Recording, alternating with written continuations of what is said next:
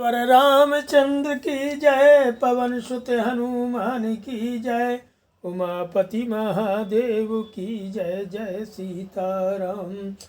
अरण्यकांड 63तमः सर्गः।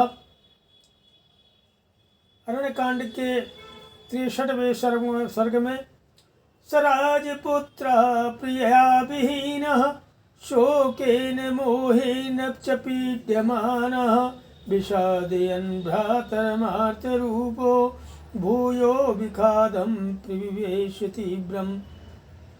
अपनी प्रिया सीता से रहित हो राजकुमार श्री राम और शोक और मोह से पीड़ित होने लगे। वे स्वयं तो पीड़ित थे ही, अपने भाई लक्ष्मण को भी विषाद में डालते हुए पुनः तीव्र शोक में मग्न हो गए। सलक्ष्मणं शोक वशाभिपन्नं शोके निमग्नो विप्लवेतु रामः उवाच वाक्यं व्यसनानुरूपो उष्णं विनिश्वस्य रुदन् सशोकम्। लक्ष्मण शोक के अधीन हो रहे थे। उनसे महान शोक में डूबे हुए श्री राम दुख के साथ रोते हुए गर्म उच्छ्वास लेकर के अपने ऊपर पड़े हुए संकट के अनुरूप वचन बोले।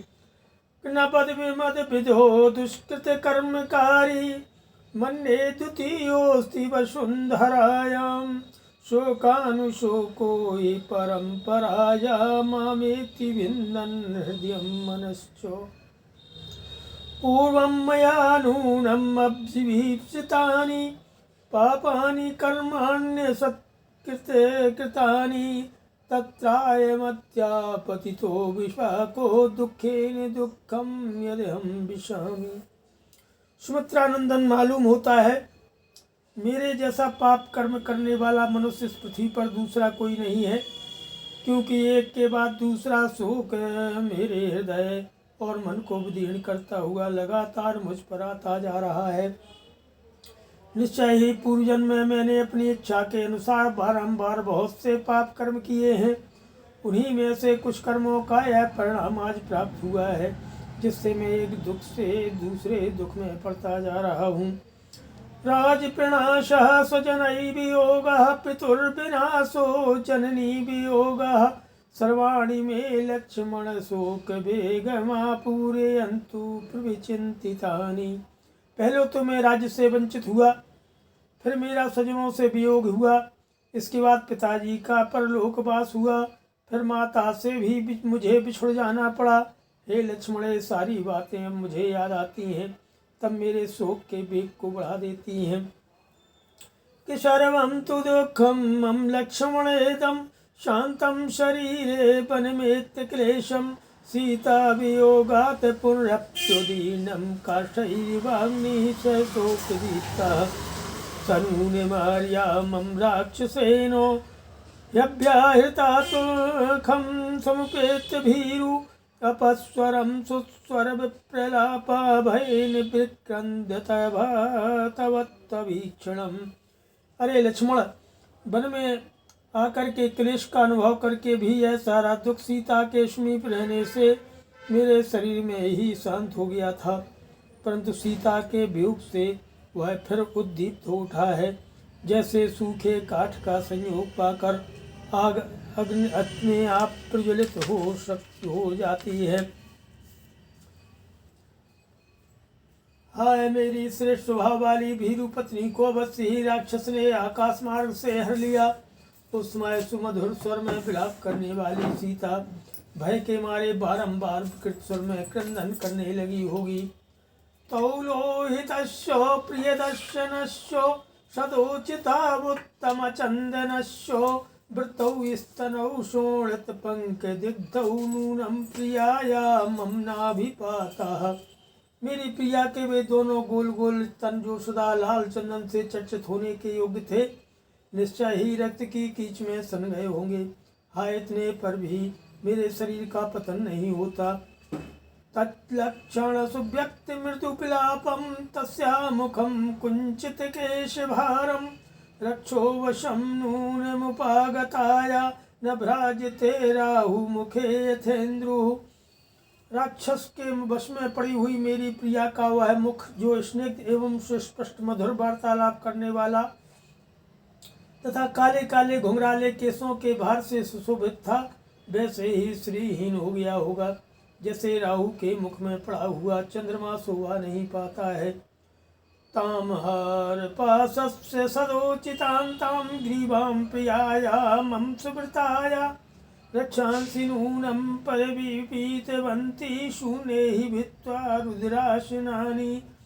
हाय उत्तम व्रत का पालन करने वाली मेरी प्रियतमा का कंठ हर समय हार से शोभित होने योग्य था, किंतु रक्तभोजी राक्षसों ने सूने वन में अवश्य उसे फाड़ कर उसका रक्त पिया होगा। कि मया विहीना बिजने बनेशा रक्षोभिरारित्य विकृष्यमाणा नूनं विनादं कुररीवुदीना सा मुक्तिवत्यायत कान्तिनेत्रा अस्मन्मया सार्धमुदारशीला शिलातले पूर्वमुपोपविष्टा कांतस्मिता लक्ष्मण जात आशा त्वामाह सीता बहुवाक्य जातम।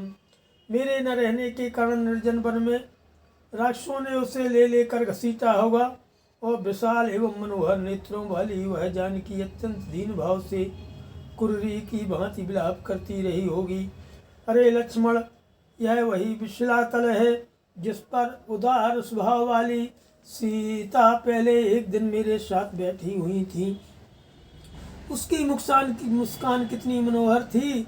उस समय उसने हंस हंस कर तुमसे भी बहुत सी बातें कही थी कि गोदावरीयं सरितां वरिष्ठा प्रिया प्रियाया मम नित्य कालम अप्यत्र गच्छेति चिंतयामि नेकाकिनी याति सा कदाचित्।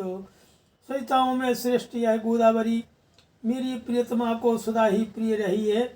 सोचता हूँ शायद वह स्त्री के तट पर गई हो, किंतु अकेली तो वह कभी वहाँ नहीं जाती थी। कि पद्मानना पद्म पलास नेत्रा पद्मानि बाणे तुम अभिप्रयाता तदपि युक्तम नहीं सा कदाचित् मया बिना गच्छति पंकजानि। उसका मुख और विशाल नेत्र प्रफुल्ल कमलों के समान सुंदर है।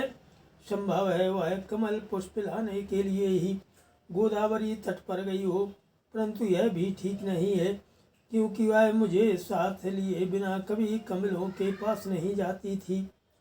कि कामं त्विदं पुष्पित वृक्षक खंडम नाना विधै पक्षिगणैरुपेतं वनं प्रयातानु तदपि युक्तो मेकाकिनी शाति विभेति भूरु। हो सकता है कि वह इन पुष्पित वृक्ष समूहों से युक्त जो है और नाना प्रकार के पक्षियों से सेवित वन में भ्रमण के लिए गई हो, परंतु यह भी ठीक नहीं लगता, क्योंकि वह भीरु तो अकेली वन में जाने से बहुत डरती थी। कि आदित्य भोलोक कृता कृतज्ञो लोकस्य सत्यानृत कर्म साक्षिन् मम प्रियाशा कगता हृता वा संसत्स्वमे शोके हतस्य सर्वम्। लोकेषु सर्वेषु न नास्ति किंचिद् यत्तेन नित्यं वित्तं भवेत् तत् संसत्स्ववायो कुलपालिनीं तां मृता हृता वा पथि वर्तते वा। सूर्यदेव, संसार में किसने क्या किया और क्या नहीं किया इसे तुम जानते हो।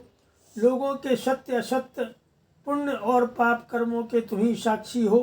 मेरी प्रिया सीता कहाँ गई अथवा उसे किसने हर लिया, यह सब मुझे बताओ, क्योंकि मैं उसके शोक से पीड़ित हूँ। वायुदेव, समस्त विश्व में ऐसी कोई बात नहीं है जो तुम्हें सदा ज्ञात न रहती हो। मेरी कुल पालिका सीता कहाँ है यह बता दो। वह मर गई, हर ली गई अथवा मार्ग में ही है। इति तं शोक विधेयते हम रामं विसंज्ञं विलपन्तमेवो उवाच सौमित्र्यधीन शत्रो न्याये स्थिता कालियुतं च वाक्यं शोकं विसृज्यात धृतिं भजस्व सोत्साहिता नास्तु विमार्गणेश्या उत्साहवन्तो हि नरा न लोके सीदन्ति कर्मस्वति दुष्करेषु।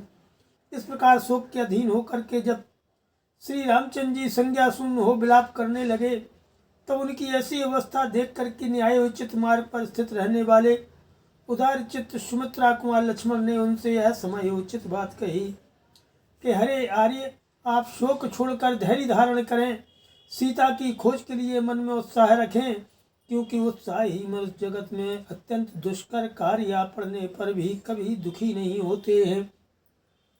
कीतीव सौमित्रिमुदग्रमौरुषं ब्रुवन्तमार्तो रघुवंशवर्धनः न चिन्तयामास धृतिं विमुक्तवान् पुनश्च दुःखं महदभ्युपागमत्। बड़े हुए पुरुषार्थ वाले सुमित्रा कुमार लक्ष्मण जब इस प्रकार की बातें कह रहे थे, उस समय रघुकुल की बुद्धि वृद्धि करने वाले श्री राम ने आर्थ होकर के उनके कथन के औचित्य पर कोई ध्यान नहीं दिया। उन्होंने धैर्य छोड़ दिया और वे पुनः महान दुख में पड़ गए। अथ सियावर राम